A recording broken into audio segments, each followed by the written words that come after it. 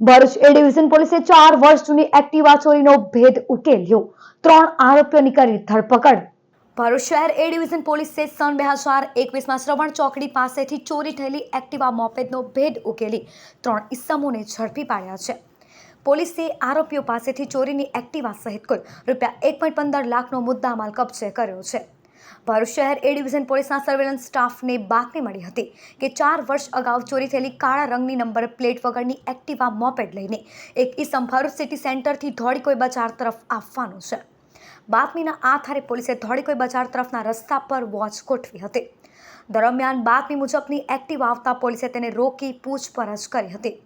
શરૂઆતમાં ઇસમ ગલ્લા તલ્લા કરવા લાગતા પોલીસે યુક્તિ પ્રયુક્તિથી પૂછપરછ કરતા સમગ્ર મામલો બહાર આવ્યો હતો।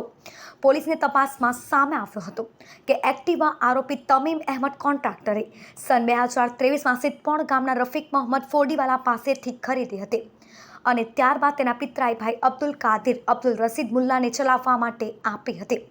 પોલીસે બંનેને બોલાવી વધુ તપાસ કરતા એક્ટિવા સને 2021માં ભરૂચની શ્રવણ ચોકડી પાસેથી ચોરી થયેલી હોવાનું સામે આવ્યું હતું।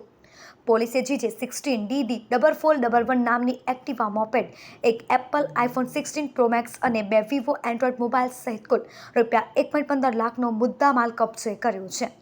આ કેસમાં અબ્દુલ કાદિર અબ્દુલ રસીદ મુલ્લા ઉંમર વર્ષ 28, તમીમ અહેમદ કોન્ટ્રાક્ટર ઉંમર વર્ષ 32 અને રફીક મોહમ્મદ ફોદીવાલા ઉંમર 52ને ઝડપી પાડવામાં આવ્યા છે। ત્રણેય આરોપીઓને અટક કરી પોલીસે આગળની કાયદેસરની કાર્યવાહી હાથ ધરી છે।